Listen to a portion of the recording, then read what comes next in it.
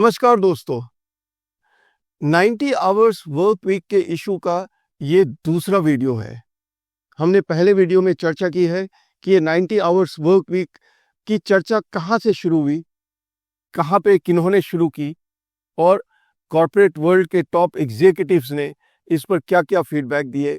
Sports persons, politicians and labour unions, political parties unanimously सबने 90 hours work week पे अपना जो फीडबैक दिया।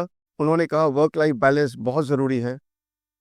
हम इस इशू के गहराई में गए थे और इसकी हिस्ट्री कब शुरू हुई थी, इसका लीगल फ्रेमवर्क क्या है, वीकली ऑफ की प्रथा कब शुरू हुई और आज की डेट में इसका लीगल पोजीशन क्या है। इन सारे टॉपिक्स पर डिटेल में चर्चा की है अपने पहले वीडियो में। अगर आपने पहला वीडियो नहीं देखा है तो हम उसका लिंक इस वीडियो के आई आइकन में और इस वीडियो के डिस्क्रिप्शन में डाल रहे हैं। आप उस वीडियो को जरूर देखें।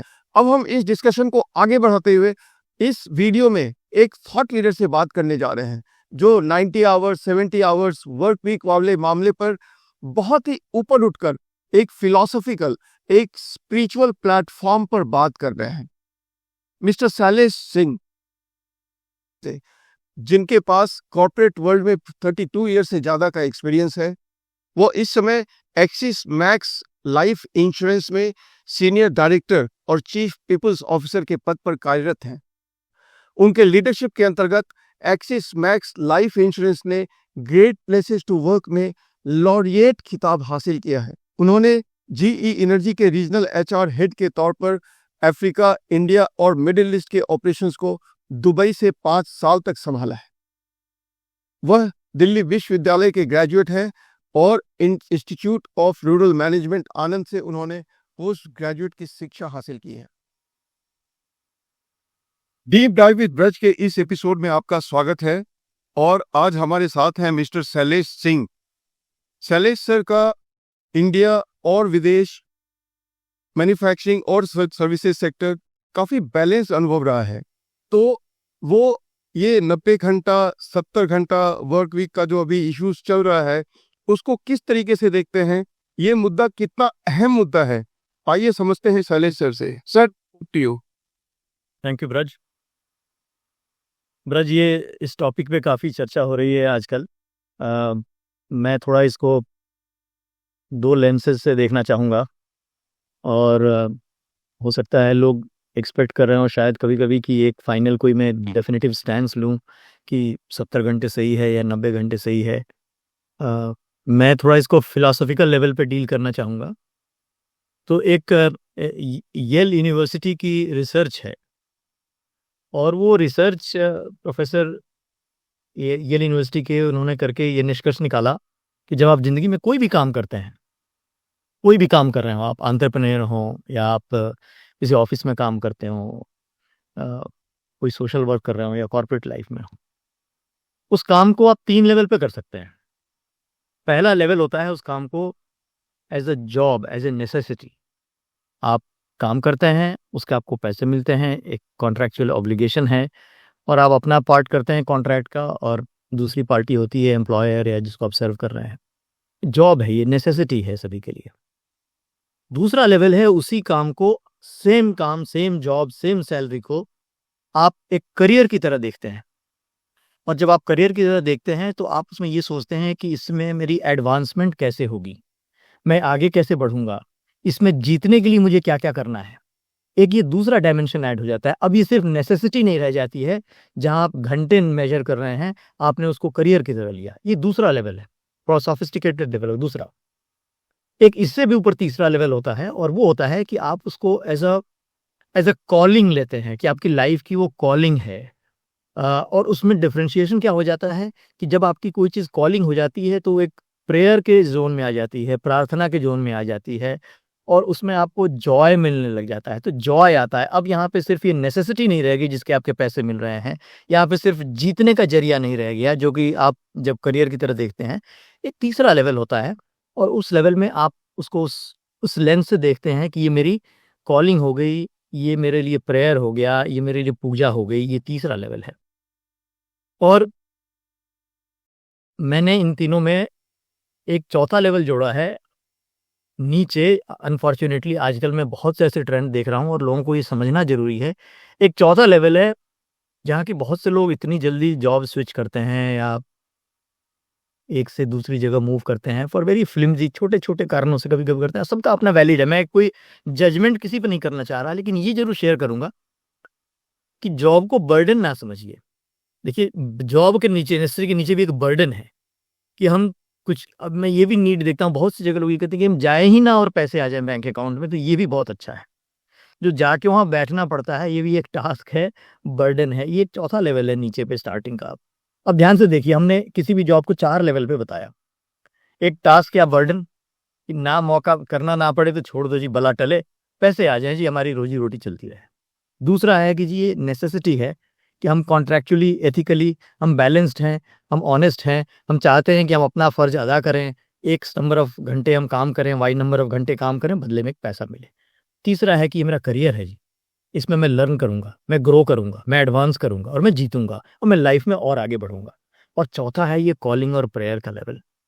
अब आमतौर पे लोग क्या समझते हैं कि जैसे ये कॉलिंग या प्रेयर या इस लेवल का काम जैसे सीएसआर का हो गया, सोसाइटी को सर्व करना हो गया, तो लोग सोचते हैं ये कुछ टाइप के जॉब उस चौथी कैटेगरी में, कुछ तीसरी में। ऐसा नहीं है। प्रोफेसर ने ये स्पष्ट किया और मैं सहमत हूं उनसे कि हर जॉब को आप चाहें तो इस 4 लेवल पे करके डिस्चार्ज कर सकते हैं। अब आपके ऊपर डिपेंड करता है। आप लाइब्रेरियन भी हों तो आप चाहें तो उस को कॉलिंग के लेवल पे जा करके डिलीवर कर सकते हैं और टास्क और बर्डन के लेवल भी कर सकते हैं। तो जो बेसिक मुद्दा है ब्रज, वो ये है कि हम इस जॉब को किस लेंस से देखते हैं और उसके बाद हम कैसे डिस्चार्ज करते हैं। तो जब हम ये करने लग जाते हैं ना, तो क्लैरिटी अपने आप आ जाती है। अब अगर आज मैं ध्यान से सोचूं, रिफ्लेक्ट करूं, पीवी सिंधु खेलती हैं बैडमिंटन, लता मंगेशकर गाती थी हमारी। अब मैं पूछता हूँ कभी कभी जब ट्रेनिंग सेशन करता हूँ, लोगों से इंटरेक्ट करता हूँ, तो मैं अपने टीम से ये पूछता हूँ कि आप बताइए, लता मंगेशकर जब गाती थी तो क्या कर रही थी वो, मतलब वो, या पीवी सिंधु खेलती हैं तो वर्किंग कर रही, शी इज वर्किंग और शी इज प्लेइंग। और कहाँ पे ये लाइन आप ड्रॉ करेंगे, क्योंकि पैसे मिल रहे हैं उनको, गाने के पैसे भी मिल रहे हैं, खेलने के भी पैसे मिल रहे हैं। बट क्या आप सोचते हैं कि अगर वो सिर्फ कॉन्ट्रैक्चुअल पार्ट करेंगे तो वो उस लेवल तक लेके जा पाएंगे जहां वो पहुंचे हैं? बिल्कुल नहीं। बहुत खूबसूरत। एक समय आता है जब ये जो फाइन लाइन मिट जाता है, जब आपका वर्क प्ले बन जाए, तो वो कॉलिंग और प्रेयर प्रेयर के लेवल पे पहुंच गए आप। अब बेमानी हो जाता है उसके बाद, कितने घंटे क्या पैसे, क्योंकि आप जॉय में आ गए। वो अल्टीमेट लेवल होता है किसी भी जॉब का। अब आपको चूज करना है पहले कि आप जो कर रहे हैं, क्या वो आपके, वो प्रोफेशन, वो काम आपके चॉइस का है? वो होना जरूरी है पहले। और हाँ, अगर वो नहीं होगा तब आप घंटे देखेंगे और घड़ी देखेंगे और गिनेंगे। जब आप, तो आपको चॉइस पहले करना है कि हम किस लेवल पे इस रिस्पॉन्सिबिलिटी को डिस्चार्ज करना चाहते हैं। और अगर आपने वो समझ लिया तो उसके बाद ना आप बहुत इत्मीनान से, शांति से, लाइफ से, जॉब से, रिस्पॉन्सिबिलिटी से, सभी से डील कर सकते हैं। फिर ये मुद्दा ही बेमानी हो जाता है उसके बाद। ये मुद्दा मुद्दा ही नहीं रहता। तो मैं कभी कभी ना डेसिमल के राइट साइड वाले जो कॉन्वर्सेशन होते हैं उसमें कम जाता हूं मैं। मेरी ये सबको, मैं कहता हूं कि आप सबका तवज्जो, ध्यान डेसिमल के लेफ्ट साइड में जो बड़े नंबर है ना, उन पे ध्यान होना चाहिए। मुद्दे की बात, फिलॉसफी की बात, हार्ट टू हार्ट कन्विक्शन, और जो आपको ठीक लगता है उसके बाद वो परसू कीजिए। हो सकता है किसी को लगे कि नहीं जी, मैं नेसेसिटी के लेवल पे ही करियर शुरू किया और नेसेसिटी के लेवल पे ही एंड करना चाहता हूँ। अगर आप उसको, उसमें आपको अच्छा लगता है और जॉय में है, किसी और चॉइस, बिकॉज ये आपकी जिंदगी है और आपको तय करना है और आपको डिसाइड करना है उसमें मैं कौन होता हूँ, या ब्रज कौन होता है, या कोई और कौन होता है बताने वाला कि नहीं ऐसे ही करना चाहिए। तो मैं अपना मॉडल, और मेरी अपनी थिंकिंग बड़ी क्लियर है इसमें, लेकिन मैं अपना मॉडल कभी किसी पे इम्पोज नहीं करता, लेकिन आईना जरूर दिखाता हूँ कि ये ऑप्शंस हैं आपके पास। पहला ये एक लेंस ब्रज, दूसरा लेंस ये है इसमें, और इस पूरे पूरे बहस ने एक बड़ा डीप सब्जेक्ट को उजागर किया है। अगर लोग गौर करेंगे तो ये समझ में आएगा, गौर से देखेंगे। और मेरे हिसाब से मैं लाइफ के जिस स्टेज में हूँ और जैसे जैसे वक्त गुजरता जा रहा है, मुझे लग रहा है समय की आप जितनी कदर करेंगे उतना ही समय आपका कदर करेगा। और लाइफ में कुछ लिमिटेड रिसोर्सेज हैं जो हम सबको वैल्यू करना चाहिए, उसकी अहमियत देनी चाहिए, उसमें मेरे लिए दो सबसे बड़े जो रिसोर्सेस हैं, संसाधन हैं इंसान के लिए, एक टाइम है, वो लिमिटेड होता है। 24 घंटे या X number of years, Y number of years मैं क्रिएट नहीं कर सकता ये संसाधन। दूसरा होता है हेल्थ। और किसी भी रिसोर्स के ना मैं दोनों लेंसेज से जज करता हूँ या यूज करता हूँ, एक क्वांटिटी, एक क्वालिटी।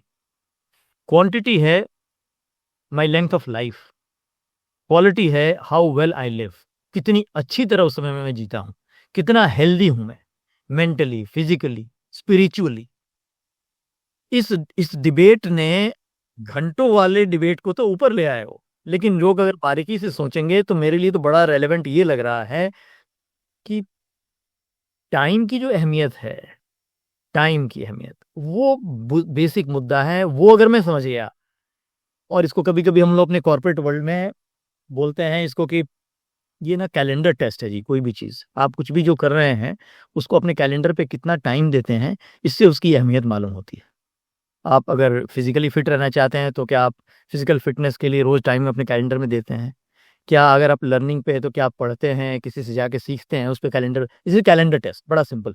कैलेंडर पे अगर है नहीं तो, और आप कह रहे हैं कि ये बहुत इंपॉर्टेंट है मेरे लाइफ में, तो आप लिप सर्विस कर रहे हैं, बोल तो रहे हैं, फॉलो थ्रू नहीं हो रहा है। तो दूसरा, ये इस डिबेट ने ये ले आया समय की अहमियत को जो उजागर किया, ये मेरे लिए बड़ा इंपॉर्टेंट है। एक और फ्रेम जो कुछ लोग यूज करते हैं इसी से रिलेटेड, कि अगर कोई चीज आपकी जिंदगी में अहमियत रखता है और उसके लिए आप कोई चीज जैसे खरीदने जाते हैं मार्केट से, तो उसको इस लेंस से मत देखिए। आपने एक फोन खरीदा, 1 लाख रुपए का मान लीजिए फोन है, आप उसको उस लेंस से देखिए, और आपके पूरे साल की बचत खर्च करने के बाद सैलरी 1 लाख रुपए है मान लीजिए, तो अब आप उसको उस लेंस से देखिए कि आपने जिंदगी का 1 साल इस गैजेट को दिया है, आपके वर्थ है या नहीं। तो उसको चेक कीजिए कि मैंने इसके लिए कितना लाइफ अपना दिया, जो टाइम है 1 साल। ये ना देखिए कि 50,000 है, 1 लाख दे। 1 लाख वो तो अमाउंट है, करेंसी है, कहीं डॉलर में देखेगा, कोई रुपए में, कोई दिरहम में, बट वो बेमानी है। बेमानी ये है कि आपकी जिंदगी के, अगर आपकी उम्र मान लीजिए भगवान करे 100 साल है, उससे भी बढ़ते 1% अपनी जिंदगी का, पूरी जिंदगी का आप दे रहे हैं उस गैजेट के लिए, या गाड़ी के लिए, या घर के लिए। इस लेंस से जब देखते हैं ना, तो हमारे होराइजन चौड़े हो जाते हैं और क्लैरिटी आ जाती है कि ओहो, अब मतलब ये जो कभी कभी ये बहस मुझे निरर्थक भी लगता है कि हम उसी में अटक जाते हैं कि 90 हो या 100 हो, और वो घर पे किसको देख रहे हैं, कोई या नहीं देख रहे हैं, या क्या कर रहे हैं, ये सब बेमानी है। भगवान ने हम सबको इस लाइफ से ब्लेस किया है, हम सब एजुकेटेड लोग हैं। How well and for what purpose we use that time and create joy for ourselves, for our family, for our customers, for our community, for our nation. मेरे लिए सबसे टॉप का, सबसे इंपॉर्टेंट और अहम मुद्दा ये है। तो मेरा लेंस तो यही कहता है ब्रज, की इसको इस लेंस से देखा जाए, इस नज़रिए से देखा जाए, बाकी बहुत सारी चीज़ें अपने आप उसके बाद क्लियर हो जाती। आपने पूरे डिस्कशन को एक अलग ही प्लेटफॉर्म स्पिरिचुअल लेवल पे लेके चले गए हैं। तो इसकी जो मैकेनिकल एस्पेक्ट्स हैं, नंबर ऑफ वर्क आवर्स, अभी आपसे मैं पूछने वाला था मेंटल हेल्थ, इमोशनल हेल्थ, वो सारे डिस्कशन को आपने निरर्थक कर दिया है। आप ऐसे स्पिरिचुअल एंगल पे, बट अब चूंकि ऑर्गेनाइजेशन है, चूंकि एक ऑर्गेनाइजेशनल रूल्स एंड पॉलिसीज होती है, तो ऑर्गेनाइजेशन को एक रूल्स एंड पॉलिसीज फ्रेमवर्क तो बनाना पड़ेगा। और उस फ्रेमवर्क में हर एक एम्प्लॉय को एक अटेंडेंस का टाइम होता है, इन टाइम, आउट टाइम। तो एम्प्लॉय बात यह है कि वो उस टाइम पे आए और उस टाइम पे जाए, कम से कम वो करे। वो जॉब को पूजा की तरह देखता है, प्रार्थना की तरह देखता है, वो उसकी खुद की कमिटमेंट है। तो as an organizational policy, organization को क्या करना चाहिए, ये सारे आप जिस फिलोसफिकल लेवल पे ले गए उसको ध्यान में रखते हुए, बिकॉज वो तो पॉलिसी है, वो तो हमें करना ही है। हमें मालूम है कि दिल्ली में, बॉम्बे में, बैंगलोर में, पुणे में, गुड़गांव में, हर जगह ट्रैफिक का क्या हाल है। हमें मालूम है कि भाई हमें 8 घंटा तो सोना है। तो एज अ पॉलिसी ऑर्गेनाइजेशन को क्या करना चाहिए? तो मैंने पहले ये उसकी फिलॉसफी या नज़रिया शेयर किया, तो मुझे एक शेर भी याद आता है, मैं सुना देता हूँ ब्रज। शायर ने कहा है कि ये मैं इंडिविजुअल्स के लेंस से देख रहा था, तो ये उनके लिए है, हम सब के लिए है। इस शायर ने कहा है, राजेश रेड्डी साहब का एक शेर है, कहते हैं कि किसी दिन जिंदगानी में, किसी दिन जिंदगानी में करिश्मा क्यों नहीं होता, किसी दिन जिंदगानी में करिश्मा क्यों नहीं होता, मैं जाग तो जाता हूँ, जिंदा क्यों नहीं होता। तो हम सब लोग सुबह तो जाग जाते हैं, पर पुश ये है शहर का कि जाग जाएं, लेकिन साथ में जिंदा होना भी जरूरी है। अब जो ये इस प्रश्न का दूसरा पहलू ऑर्गेनाइजेशंस के एंगल से मैं इसको देखता हूँ, इसको एग्जामिन करता हूँ। किसी भी ऑर्गेनाइजेशन को जब ऑर्गेनाइजेशन ग्रो करती है, एंटरप्रेन्योर सेटअप में थोड़ी कम जरूरत पड़ती है, क्योंकि टीम छोटी है, एक कमरे में बैठी है, एक फ्लोर पे बैठी है। जब बड़ी हो जाती है, अब हम बड़ी ऑर्गेनाइजेशन हैं, जब आप बड़े हो गए तो आपको नियम कानून गवर्नेंस के लिए बनाने पड़ते हैं, आपको कंट्री के लॉज भी फॉलो करने पड़ते हैं। तो वहाँ पे फ्लेक्सिबिलिटी भी ज़्यादा होती है, ऑटोनॉमी भी ज़्यादा होती है। बट उसके साथ साथ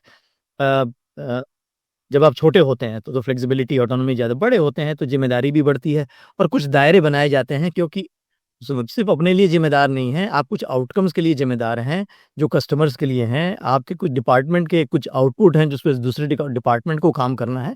तो एक वर्क रिदम इस्टेब्लिश होता है और वो डिसिप्लिन हम सबको फॉलो करना होता है, चाहे वो घर में हो या यहाँ पे हो। घर में भी अगर 8 फैमिली मेंबर हैं तो ऐसा नहीं हो सकता है, या नहीं होना चाहिए, होना हो सकता है, हो भी रहा हो कि कोई मतलब सुबह 11 बजे लंच कर रहा हो और कोई उसी घर में शाम को 5 बजे लंच कर रहा हो। खाना तो बना हुआ है, बट वो चॉइस है, that is not healthy. For best optimum utilization, balance, harmony के लिए जरूरी है कि कुछ डिसिप्लिन हो। पहला जो थ्रेशोल्ड इस्टेब्लिश होता है वो तो रूल से होता है, लेबर लॉज से होता है, वो आपको फॉलो करना है। अगर कंट्री में 48 आवर्स का वर्क वीक है और ऑर्गेनाइजेशन ने अगर बना रखा है और 5 डेज या 6 डेज के हिसाब से, तो वो आपको फॉलो करना है। बट जैसे मैंने बताया, वो नेसेसिटी के लेवल पे बनते हैं। हाइजीन रूल्स जो बनते हैं ना, वो नेसेसिटी के एक्सपेक्टेशन सेट करते हैं, वो लोअर एंड सेट करते हैं, अपर एंड नहीं सेट करते हैं। तो लोअर एंड सेट कर देते हैं कि एक्स ना, और ये होना चाहिए। अब उसी में कुछ ऑर्गेनाइजेशन जो बहुत इवॉल्व हो गए हैं, जैसे मल्टीनेशनल्स हैं कुछ, या अगर आपकी छोटी ऑर्गेनाइजेशन है, आपके बहुत ज़्यादा रिटेल डीलिंग नहीं है और आपको डिजिटल काम करना है, बैक ऑफिस का काम करना है, घर से भी पॉसिबल है, तो लोगों ने इसके अलग अलग वर्जन बना दिए हैं, hybrid working, work from home, and they are all okay. One size fits all नहीं करना चाहिए। आई थिंक ऑर्गेनाइजेशन का इंपॉर्टेंट ये है कि आपके एम्प्लॉयज़ एनर्जाइज्ड हों, मोटिवेटेड हों, ताकि वो अपना बेस्ट दे सकें। अगर वो ये नहीं कर पाए तो आवर्स सिर्फ गिनती करने से वो आ भी जाएं। अब मुझे एक छोटी कहानी याद आ जाती है इसी पे। मैं पहले आयशर में भी था, तो मैं आयशर में जब मैन्युफैक्चरिंग प्लांट अलवर पे था, 1991 की बात है ये। तो उस समय तो हम वर्कर्स की ट्रेनिंग करते थे, टोटल क्वालिटी मैनेजमेंट की, तो उनसे चर्चा करते थे। तो उस समय कहानी सुनाया करते थे उस ट्रेनिंग में, कि किसी एक फैक्ट्री में ऐसे ही जब बहुत से वर्कर्स आते थे, तो किसी एक वर्कर से पूछा किसी ने कि भाई कैसी है तुम्हारी सैलरी, कैसी है, how well are you paid. अरे बोला उसने, मैं तो बहुत ही, I am very well paid, बहुत देती है पैसे मुझे कमाई। अब लोग आश्चर्यचकित रह गए, क्योंकि अनयूजुअल आंसर है ये कि कोई अपनी सैलरी से खुश हो और बोले कि मतलब मैं ओवर पेड हूँ बहुत ज़्यादा। तो लोग, अरे बताओ ये ऐसा कैसे कह रहे हो, तुम ऐसा कह रहे हो, बाकी लोग तो ऐसा, ये व्यू नहीं है उनका नज़रिया। तो उन्होंने कहा कि जी ऐसा है कि आप देखो ऐसे होता है, मैं बाइक पे आता हूँ, गेट पे एंटर करने के फैक्ट्री के बाद अपनी बाइक खड़ी कर देता हूँ, अपना हेलमेट निकाल करके उस पर रख देता हूँ, और हेलमेट के साथ, और ये ट्रेडिशनल मैन्युफैक्चरिंग की बात कह रहा हूँ मैं कि कैसे लोग, ये कहानी है वैसे ही, मतलब हम वहाँ सुनाया करते थे आयशर पे। आयशर की नहीं है, आयशर पे सुनाया करते थे, क्योंकि आयशर तो आई हैव हाईएस्ट रिगार्ड्स, बहुत अच्छी कंपनी है, बहुत ही प्रोग्रेसिव। तो उन्होंने कहा कि हम कहानी सुनाते, तो हम अपना हेलमेट उतारते हैं और साथ में अपना दिमाग भी वहाँ रख देते हैं, क्योंकि जब हम अंदर फैक्ट्री में जाते हैं तो हमें ना एकदम स्पेसिफिक टास्क बता दिया जाता है कि आपको अब वो मशीन आ रही है, इसमें ड्रिल करना है, होल तो होल करेगी, यहाँ से वहाँ मूव करना है तो मूव करेगी, और उसमें कुछ और कटिंग करनी है तो वो करेगी। बोला वही काम फिक्स्ड सुबह से शाम तक कर रहे होते हैं। तो जो मेरा दिमाग है, जिसको भगवान ने मुझे ब्लेस किया है, मैं पढ़ा लिखा हूँ और इंटेलेक्ट हूँ, वो मैं यूज़ तो कर नहीं रहा हूँ, मैं वहीं रख देता हूँ। और उसके बाद मैं फैक्ट्री में आ जाता हूँ, शाम को जाके वही हेलमेट और वही अपना दिमाग कलेक्ट करता हूँ, और बाहर निकल के मैं smart father, smart husband, smart household manager सब बन जाता हूँ, स्मार्ट सिटीजन बन जाता हूँ, and I operate to the best of my ability. तो आप बताओ, अब सिर्फ इतना करने की अगर मुझे इतने पैसे मिलते हैं, तो किसी भी यार्डस्टिक, किसी भी फॉर्मूले से, तो मतलब आई एम ओवर पेड। तो अब ये बड़ा जरूरी है समझना इस लेंस को, कि रूल्स जब बनाए हम, रूल्स तो आपको हाइजीन ही दे सकती हैं, रूल्स आपको maximum upper level of productivity नहीं देता हूँ, तो आपको इंगेजमेंट, मोटिवेशन, तो ऑर्गेनाइजेशंस को और बहुत कुछ करना चाहिए फ्लेक्सिबिलिटी दिखाने के लिए अपने अप्रोच में, क्योंकि मैटर यही करता है सिर्फ ब्रज कि हमने कस्टमर के लिए कितना वैल्यू क्रिएट किया। एंड ये बाकी नंबर ऑफ आवर्स, एफर्ट, ये input they are all welcome, but अगर और टीक्यूएम में एक डेफिनेशन होता था वैल्यू का, कस्टमर के लिए वैल्यू का, something that customer is willing to pay for. अगर कस्टमर अपने वॉलेट से पैसे निकाल के देने को तैयार है, तो आपने आज दिन में जो भी काम किया है और उसका उसमें योगदान है, तो वो वर्थ है। नहीं तो हम बताया करते थे सुपरवाइजर को, अब बाकी सारा काम शेड कर दीजिए। आप ऐसे काम कर रहे हैं, आप इस कॉन्फ्रेंस रूम में 4 लोग वर्कर लगा दीजिए, रोज कुर्सी को घुमाते रहें, मेहनत तो बहुत कर रहे हैं, बट मेरे कस्टमर क्या उसके लिए will be willing to pay for it? वो देना चाहेगा पैसे? कस्टमर नहीं देना चाहेगा, क्योंकि इसके लिए वो निरर्थक है। तो काम वही करें जिससे कस्टमर के लिए वैल्यू क्रिएट हो। तो ऑर्गेनाइजेशंस को रूल बनाने के समय एक basic hygiene, labour laws must be followed, but ये सिर्फ लोअर एंड है, हाइजीन है, मिनिमम बेसिक है। ये अपर एंड और आप कहाँ तक जा सकते हैं, वो तो सुपरवाइजरी कैपेबिलिटी, आपके एंगेजमेंट पॉलिसीज, इन सब पे डिपेंड करता है एम्प्लॉयज़ को मोटिवेट एंगेज करने के लिए। और जो आप पे कर रहे हैं सैलरी, उसका फुल वैल्यू अगर आपको मिलना चाहिए और चाहते हैं, तो उसका तरीका सिर्फ आवर्स गिनने से नहीं होगा। आपको उसके दिल को भी कनेक्ट करना पड़ेगा, दिमाग को भी अवेयर और डिप्लॉय करना पड़ेगा। ऐसा ना हो कि वो फिर हेलमेट में रख करके गेट पे छोड़ आए और यहाँ मशीन की तरह बैठा रहे और अपना आधा अधूरा ही करके फिर सुबह चला जाए, तो वो मिशन अधूरा रह जाता है ऑर्गेनाइजेशन का और इंडिविजुअल का। आप इस डिस्कशन को कम्प्लीटली डिफरेंट प्लेटफॉर्म पर लेकर चले गए साले sir, both from the organization perspective और इंडिविजुअल पर्सपेक्टिव। और ये स्पिरिचुअल ओरिएंटेशन, उम्मीद है कि ये वीडियो से हमारे टारगेट ऑडियंस जो सुनने वाले हैं, दोनों, एक एम्प्लॉय के तौर पर, एक परिवार के तौर पर, एक ऑर्गेनाइजेशन के तौर पर, हर तरीके से इसको स्पिरिचुअली देखेंगे और अप्रिशिएट करेंगे। बहुत बहुत धन्यवाद आपका सर, आपने इस पर्सपेक्टिव को, इस डिस्कशन को एक अलग ही लेवल पे चले गए हैं। आप अपने बिजी शेड्यूल से टाइम निकाले, डीप डाइव इस ब्रज पर आए, हमसे बात किया, बहुत बहुत धन्यवाद। ऐसे टॉपिक पर कभी आपकी जरूरत पड़ेगी तो जरूर सर हम आपसे याद करेंगे। Thank you for your any time Braj, it's a pleasure. मैं तो सभी से यही अपील करता हूँ, कहता हूँ कि देखिए, परफेक्शन एक दिन में अचीव होता नहीं है, तो लेकिन आपका जो एक योगदान है, छोटा ही सही, लेकिन रोज खुद के लिए भी, आप खुद के भी कस्टमर हैं। जब आप रात को सोने जाते हैं तो चैन की नींद सोनी है, अच्छा सोना है।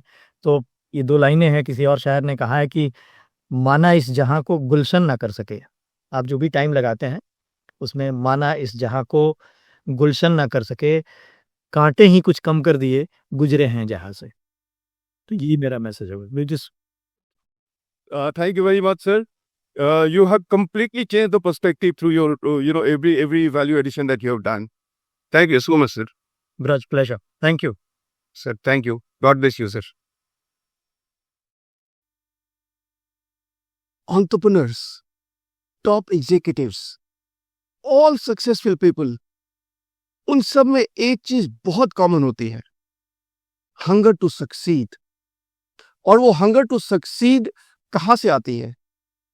वो सपना देखते हैं, ख्वाब देखते हैं, और जब वो जागते हैं, वो उस सपने को साकार करने के लिए जी जान मेहनत करते हैं। 18 घंटा 20 घंटा एक नंबर है, वो नंबर में नहीं फंसते हैं, बस मेहनत करते हैं।